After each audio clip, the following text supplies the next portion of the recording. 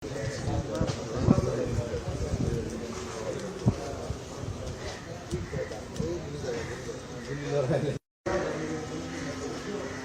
যেটি জার্মানির তৈরি ওয়ালথার কোম্পানির।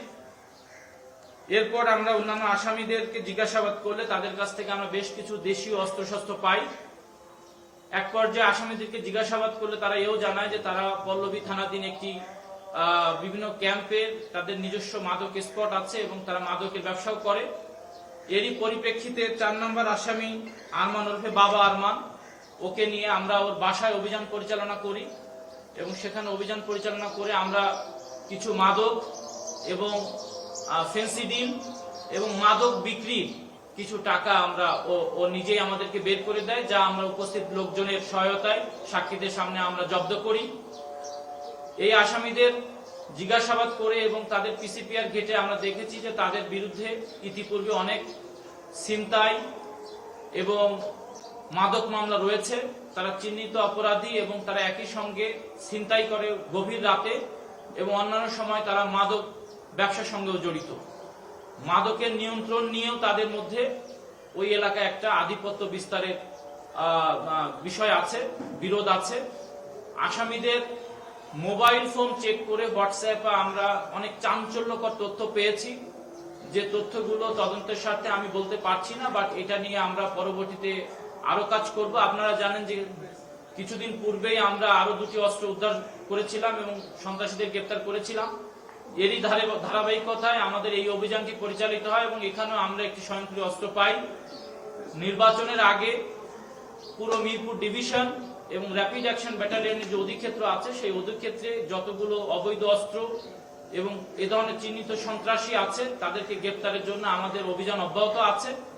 আমাদের কাছে অনেক চাঞ্চল্যকর তথ্য আছে যেগুলো আমরা কাজ করছি, এজন্য আমরা আপনাদেরকে বিস্তারিত শেয়ার করতে পারছি না।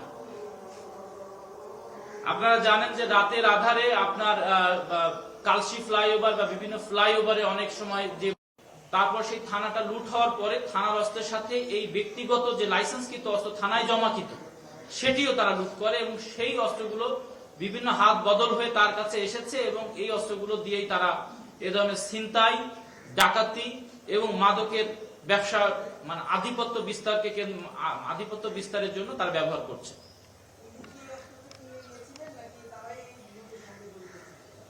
প্রাথমিকভাবে ও অস্ত্রটি কিনেছে বলে স্বীকার করেছে, বাট আমাদের ধারণা ওর সাথে আরো অনেক গুরুত্বপূর্ণ তথ্য থাকতে পারে, যেটি আসলে যাচাই বাছাই চলছে এবং পরবর্তীতে আপনাদেরকে আমরা বিস্তারিত তথ্য জানাতে পারব।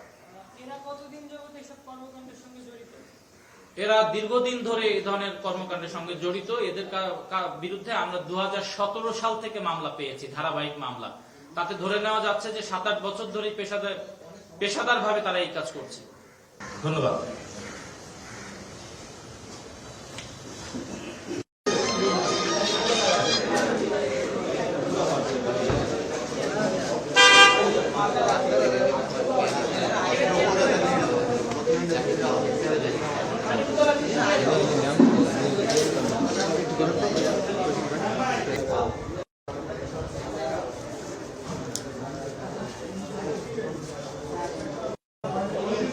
সামনে যাবো না উপর